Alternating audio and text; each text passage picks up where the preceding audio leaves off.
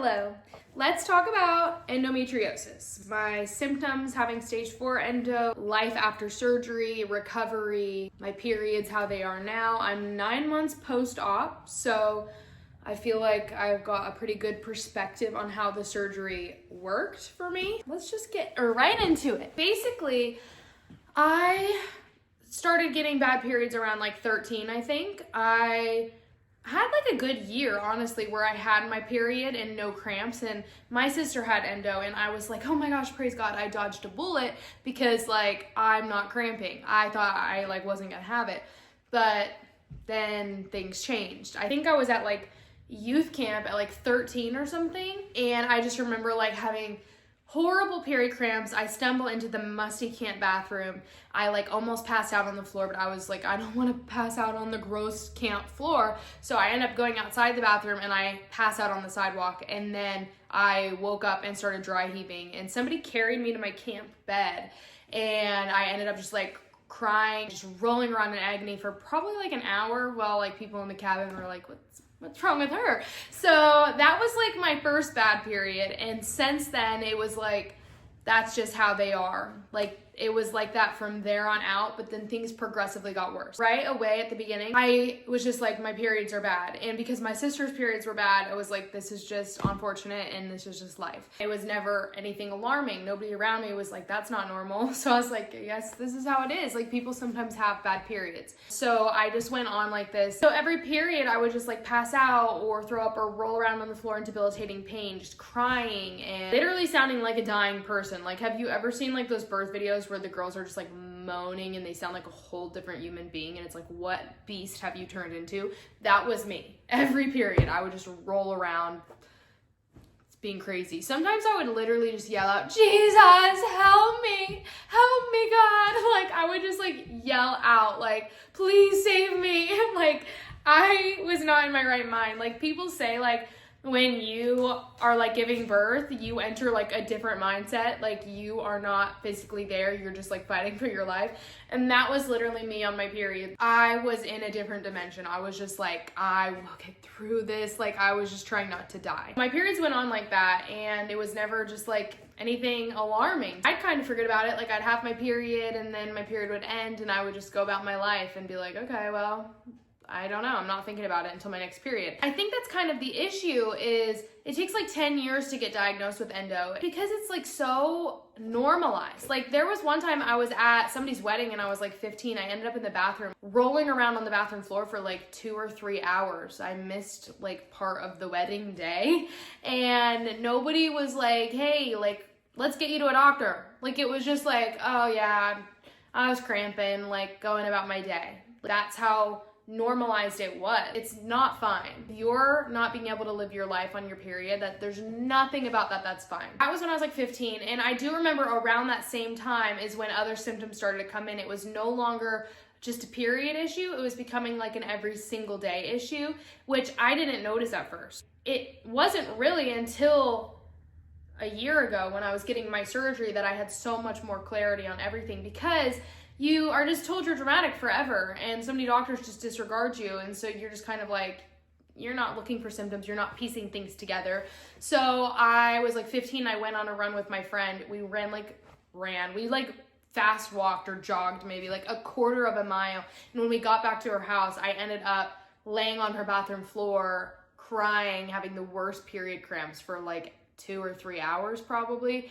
I just was rolling around in agony, like horrible period cramps, and I wasn't on my period. I wasn't even close to my period. It was just set off by me doing some cardio. And so I was like, you know what, I guess I'm just not able to do cardio anymore, because I had tried even after that, within that year or two, trying to do some cardio, and whenever I would try to run, 50% of the time I would end up laying on the ground with horrible cramps. And then I started noticing more symptoms. I don't know if I had these symptoms all along or if they just started coming up, but I would start getting really bad bloating. And I think this was like around like 16 maybe. I would start getting bloated super bad. And I remember not even wearing jeans a lot of the time. Like I would just live in leggings. At one point I was on my period and I had to babysit, and I literally texted the person I was babysitting for, and I was like, do you care if I come in pajama pants? Because I'm on my period and I cannot cannot put on jeans. And now that I'm looking back, I'm like, that's not normal. That's so weird. I should be able to put on jeans on my period. But I had to leave the house. And I was like, if I can't put on, like if I can't leave on my pajama pants, then I just can't go because I can't wear jeans. My stomach is too bloated and in too much pain. And that's not normal. So I was having crazy bloating. I'll put pictures up of what the bloating looked like. And that wasn't just on my period. It was the week before my period. It was sometimes like the whole month, randomly, it would just get set off. Anytime I'd go out to eat, it would get set off. And I was just like, oh, I don't think I can eat out. Like, I think I get food poisoning every single day, but like, no. I would have the cramps with cardio, I would have the endo blow, I would have the painful periods, and now I was starting to get nauseous, extreme nausea before my period, like the week before my period, not just like the day before. The week before, I like couldn't eat anything, I couldn't function. I was like, my period's coming. If I ate food, I would end up like sitting in front of the toilet trying not to throw up, and I have like a big fear of throwing up, so I would just be like, oh, like please don't let me throw up. I would just be shaky and nauseous. And not only the week before my period, that's when it got really bad where I was like, actually I could throw up and I'm sitting in front of the toilet, but most every night I was like, I'm just nauseous, like pray for me, I just feel nauseous. And that's not normal. I haven't had that like since my endo surgery. Nausea on top of all the other symptoms, and then I had really painful sex. Like it would burn and feel like a stabbing pain. All these symptoms were not all the time, but when they were, it just like sucked. And it's like, why is this burning and hurting me so badly? Like, I don't feel like that's normal, and it's not normal. So that was terrible. And then also I had another symptom, and it got really, really bad. And they said I was at the beginning of stage 4. So I think that as it was leading up to surgery, my symptoms had been getting worse. One of my other symptoms was pain going to the bathroom. I mean pain, like I'd go to the bathroom and get like insane period cramps, and sometimes I would have to stop going to the bathroom to lay on the floor with a heating pad. That's how bad it got. Like I just was like in just a ton of pain. So all of those were my symptoms. I'm trying to think if I had anything else. I mean, it was really just affecting my whole life at that point. I was always told like, oh, if you don't have one of the symptoms, you don't have endo. Like that's what my gynecologist told me once. I told her all my symptoms and she was like, oh, but you don't have irregular periods, so you don't have endo. You have dysmenorrhea, which is just painful periods. There's no cure and there's nothing we can do. That's what she told me. She said the only thing I can do is birth control if I want to try to fix dysmenorrhea.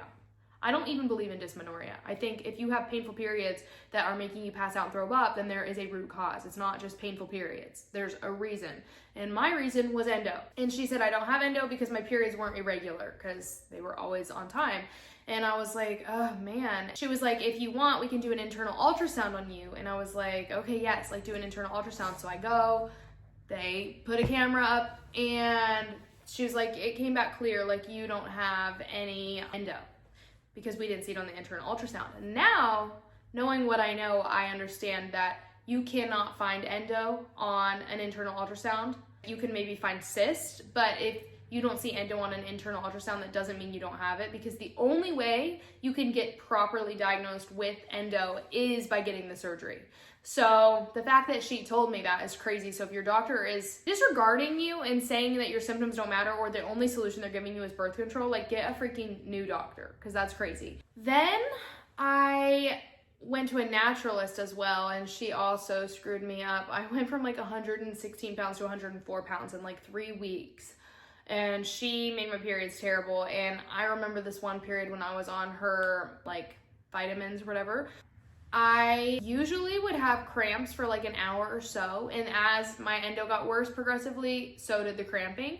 But at this point, I had my worst period ever. It was 8 hours of cramping, and sometimes I literally cry thinking about it. From that day on, my periods gave me severe PTSD. To this day, I have like PTSD from that period and all my periods and this whole thing. I remember like I'm gonna be TMI, just explaining the period, sorry. I'm assuming if you're watching this video, you're looking for TMI answers, but this period was 8 hours of cramping. I did not leave the bathroom floor. I was home alone. I should have called 911, but like I couldn't. I would try to call somebody for help and I would black out. And I blacked out and threw up and blacked out and threw up for 8 hours straight. I was bleeding out. Like I just remember bleeding everywhere, all over the floor and everything, and I couldn't move, and I had to pee so bad, but I was like, there's nothing I can do because I can't move. I'm in such bad pain. To this day, I've never had a period quite like it. Like, that was honestly the worst of them. But yeah, it was just 8 hours of that. And I think there was like a towel on the floor, and I ended up just like bleeding into the towel and maybe peeing in the towel too, because for 8 hours I couldn't move. So it was really bad. It was not good. And I ended up finally, after like 8 hours, getting a hold of my sister, and she came to help me, but the front door was locked and I couldn't get up to get it. And so she just went home, and I was like, I'm not moving. And I think after the cramps went away, I laid there, I don't even know how many hours, a long time, because I was terrified to move. I was terrified the cramps would come back. So like, as soon as they went away, I just laid there like shaking and just scared for hours. So if you are having any sort of debilitating periods, cramps, even if you have no symptoms except for bad periods, you could have endo. My doctor that gave me the surgery, she was telling me like, you could have the worst symptoms and have stage 1. You could have no symptoms at all and have stage 4. So my original doctor that was like, oh, you have all the symptoms but 1, you don't have it, she doesn't know a thing. So I tried literally everything for my periods, all the vitamins, all the diets, like literally all of it. One thing I did try, I tried progesterone cream, and that worked. It stopped me from passing out and throwing up on my periods. Like, it honestly saved me for a while until it didn't. Because then I had too much progesterone, and if you start messing with your hormones, like, that's a whole big thing. And that was what was happening to me. And I ended up getting severe depression and anxiety. Literally so bad. I ended up going from like the naturalist that made me so sick and made me 104 pounds to 125 pounds. Just be careful what you try for your periods. Then my mom booked me an appointment with an endo excision specialist, because at this point I had severe depression from the progesterone cream, and also just like endo can cause depression and anxiety, I think, just because it's hopeless. You're just in so much pain and it just sucks, and it like ruins your life, literally, like pretty much every aspect of it. So I was at such a bad point with the endo and on the progesterone cream that I just couldn't even get out of bed. I just wake up, have a panic attack, and get straight back in bed. It was terrible. I would think about my period and have a panic attack. I would get my period and have a panic attack. It was just endless panic attacks. It was literally the worst. My mom got me this appointment, and I go in there. I'm not emotionally stable, FYI. I go in there, and at this point I was like, this surgery is my last hope. It's my last hope. I can't have another period without the hope of this surgery. And so I go in there, and I'm ready to defend myself to the death. I'm like getting my notes out. I have every one of my endo symptoms listed, because I'm so used to doctors just being like, you're dramatic, it's dysmenorrhea, I'm not pronouncing that right. I don't know how to pronounce it. I don't know. I'm not a doctor. I'm like, I'm not leaving out of the surgery. I am in such a bad spot, mentally, emotionally, physically. I'm like, do you need something? Honey, do you need something? They're like, what are your symptoms? I go to read off the first thing. I'm like, I pass out and I throw up on my periods. And they were like, you don't need to read anything else. And I was like, what? And they were like, you have endo. And I was like, I do? And they were like, yeah, obviously you pass out and you throw up on your periods. And I was like, oh my gosh. I was like, but wait. I was like, I also have painful sex and bloating, and it hurts to go to the bathroom, and I can't do cardio, and I blah, blah, blah. I'm like trying to read off everything as fast as I can before like they change their mind, and they're like, stop. Like, they're like, you have endo. And I was like, I can't believe this. So they're like, let's schedule you for the surgery. They were like, obviously we can't diagnose you until you get the surgery, but like, we can just tell you right now, you have it. And I was amazed. I was like, are you freaking kidding? After so many years of being dismissed, you're gonna just hear I pass out on my period and tell me I have freaking endometriosis? So I was like, what the heck's going on? And we ran into another issue, because I met with the surgeon, and I was like, obviously I'm still in my like depression era, anxiety, panic attacks. I'm on progesterone cream, things are bad. And I'm talking to the surgeon, and she's like, you know, you can't get this surgery because you're 21 and you don't want to do birth control after, and I'm not going to give it to you unless you will do birth control after the surgery. And I was like, no. I was like, I'm not doing birth control after the surgery. I don't want to mask my symptoms. I want to solve them. And she was like, well, unfortunately, I'm not going to let you get this surgery unless you will do birth control. And I'm like, are you freaking kidding? I start sobbing. I'm like, you don't understand, lady. Like, I need this surgery. And she was like, I'm sorry. Like, in 2 years, we'll give you the surgery when you're closer to having kids or something. But like right now, we're just not doing that. Unfortunately, I did have to go extreme. I was sobbing. I was like, if you do not give me this surgery, I will kill myself. I will not go through one more period without the hope of this surgery. And she immediately was like, okay, here's a tissue. We'll get you the surgery. Stop crying. And I was like, okay, thank you. So she got me scheduled. The surgery scheduler called me and I got my surgery in March. Unfortunately, like, you do have to be extreme if you don't want birth control, because they are so determined to get you to do birth control. And I can understand some of their points, but I just think we need to have a better system than just like, here's some birth control to every single girl that has an issue. Like, no, thank you. I got the surgery in March, and then literally, like, I stopped taking progesterone and I was already starting to lose weight, but like, I got the surgery and went from like 125 pounds to 106 pounds, I think, in like a month and a half. I felt the depression lift off me, the anxiety, like, I was so much better, like, immediately. I did have one panic attack because they say that your periods are gonna be worse after surgery. And so right before my period, I had a panic attack because I was scared, but it actually was fine. So now we're gonna go into my life after surgery. My depression was better. I was dropping weight. I was no longer anxious. I think having answers for endo and being taken seriously also just like helped me not be depressed, because I'm like,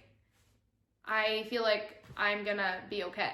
You know what I mean? Like, I don't feel like I'm gonna die. So it was like really life-changing for me. So my first period after surgery was like literally a week and a half after surgery. And that's when I had the panic attack before, because I was just so scared.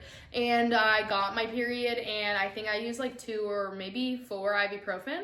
I lived my life. I went out to eat. I was just like chilling. Like, it was totally fine. I had like pretty bad cramps the day before my period started. It would be like excruciating, but only for like 30 seconds. And then it would go away. It would be like that pain that's gonna put you on the bathroom floor, but it would literally be 30 seconds, then it would go away for like an hour. And that happened the day before my first period. And then when my period started, it was totally fine. Just a couple ibuprofen and just like a little bit of cramping, but it was like nothing.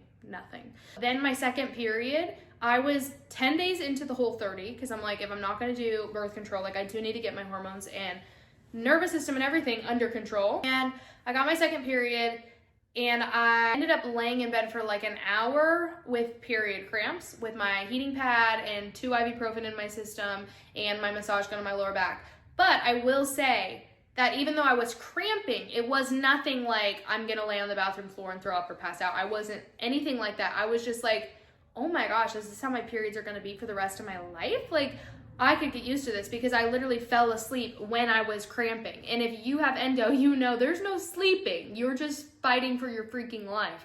And I fell asleep during this hour on and off. So I was just like, oh my gosh, this is crazy. So that was my second period. My third period, I think that's when things were like getting good, because I ended the whole 30.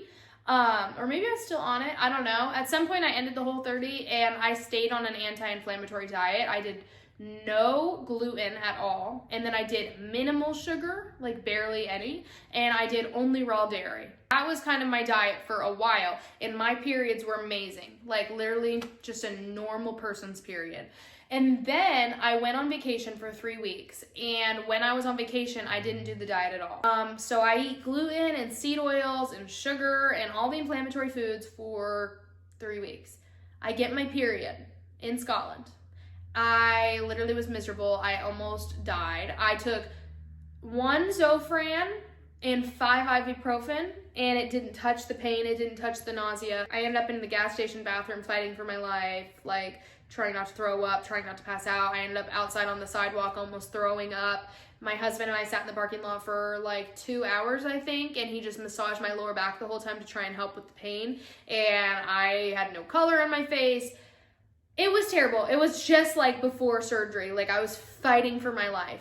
And I was like, what the heck is this? Like, are you actually joking? I was having such great periods. The surgery worked. I go off the diet for a couple weeks and now I'm like literally dying on my period again.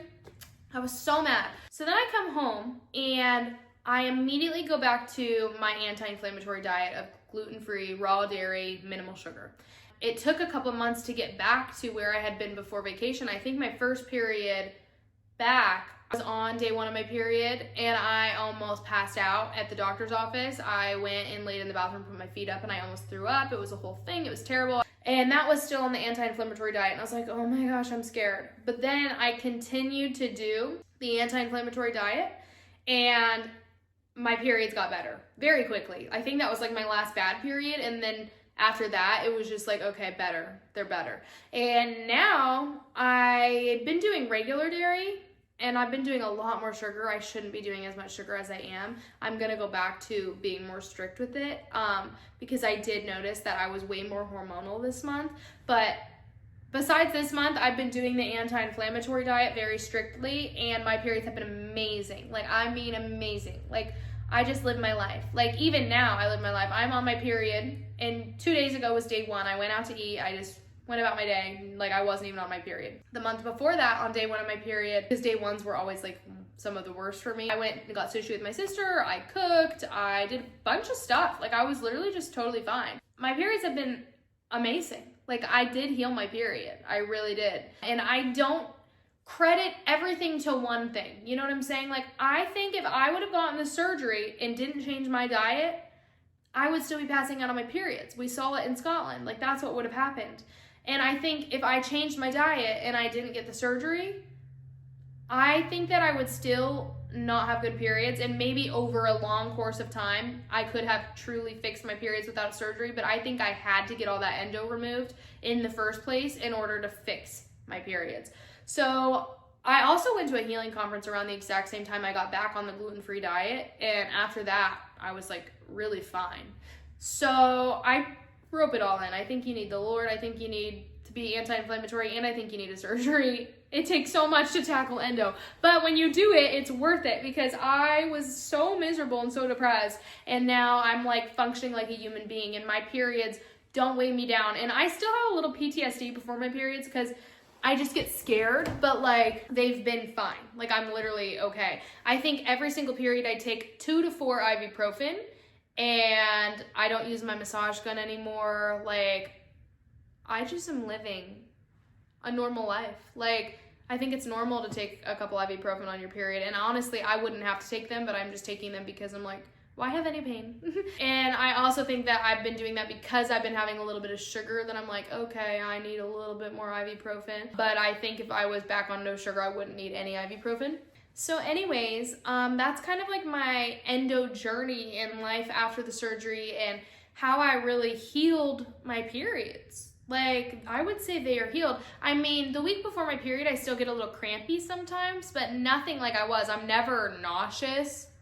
Never. I never almost throw up before or on my period, except for when I was eating gluten in Scotland and when I just came home in that period after. Like, since being back on the anti-inflammatory diet, I've been totally good. It's been really a life-changing journey for me.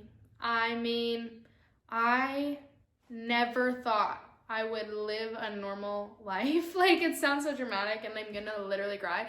I never thought that I would like know such freedom, because my periods controlled everything. They controlled my whole life. I couldn't make plans without being like, let me check my period tracker. On my wedding day, I started my period, and on that day I took 19 ibuprofen to avoid passing out on my period on my wedding day. It was terrible, and never take that much ibuprofen. That was not good. But it does make me cry a little, because it's like, I actually changed my whole life. I was miserable. I was depressed. Literally, I couldn't do anything. I couldn't function. I couldn't do anything I loved. Cardio. Like, I don't love cardio, but I couldn't do it. So if you're in a spot right now and you're feeling hopeless like I was feeling, please know you can heal your periods. It might take work, and it does take work, but it's worth it. And I saw a quote that said, like, you can't heal in the environment that hurt you. And I feel like that's where I was at so long, like trying to try all these supplements, but still living on junk food and being unhealthy. And It's like you can't heal in that environment. The environment that's giving the entire world diseases and sickness, like you can't heal in it. So I think changing your diet to like whole anti-inflammatory foods is such a big one. And I know it sounds overwhelming, and trust me, if you would have told me a year ago that I would be gluten-free, I would be like, are you actually joking? I lived on cookies and canes. Like those were my main food groups. And now that I'm doing it and I know that my body's truly healthy for the first time in my life, it's so worth it. It's so worth it. I'm sorry if you have endo and if you have these symptoms, and if you have one of the symptoms, then you still probably have endo. So please do not convince yourself that because you only have one symptom, you don't have it. You might not have these symptoms all the time. You might not bloat every period. You might not throw up and pass out and be debilitated on every single period. You might have a good month. That doesn't mean you don't have endo. So just know that. Also, another thing is go to endometriosis excision specialist. Please do not waste your time with gynecologists. If you are going for an issue, go to the person that's trained in that exact issue. I'll say that. And also, if you're gonna get the surgery, do not get the one where they lasered off, because I've heard horrible things about how that doesn't help. Get the one where they physically remove it. I will show you guys also what my scars look like really quick, because I couldn't find anything on this and I was very concerned about like, what am I gonna look like? Am I gonna be like totally looking crazy? Like, I don't want that. But honestly, even after my surgery, when my scars were bad, I was like, I don't care. Like, it's almost like when, you know, those pregnant people are like, it shows what I've gone through. It literally, I was like, this shows the journey I've been on. Like, I don't even mind these scars because I went through literally so much crap to get them. I will show you my scars. So that is one and that is one. And then they went in through my belly button, which you can't see that one anymore. Right there. You can't really see them. At least I don't think they're super noticeable. Like, I don't mind them at all. And that's a 9-month post-op scar update. They said like after a couple of years, they fade away. And I did use scar patches, I think, and like some scar cream on them for a couple months or weeks maybe. I don't even really remember. I'm not too concerned about it. And I also kept them out of the sun this past summer. So anyways, that is my update. If you have endo, there's hope for you. Like, I mean, I was the worst of the worst case, I feel like. Not really. I'm sure people have it much worse, but like I actually couldn't live on. So I'm so thankful that I ended up finding a doctor that did take me seriously and did have knowledge on endometriosis. And unfortunately, it's just like so hard to get diagnosed and everything. But I'm telling you right now, if you think you have it, if you're watching these videos and you're like, I have some of the symptoms, like, do I have it? Like, yeah, you probably do. You probably have it. I hope that you find answers if you are having bad periods or any sort of symptoms. I hope this video brought you some sort of hope that you can heal. It might be a little difficult of a journey, but it's worth it. It's so worth being healthy and getting your hormones under control. And I also want to say I never did get on birth control, and I'm literally doing amazing. You can not do birth control and still be good. So that's everything, and I hope that you get answers and you don't suffer for as long as I suffered. Anyways, thanks for watching.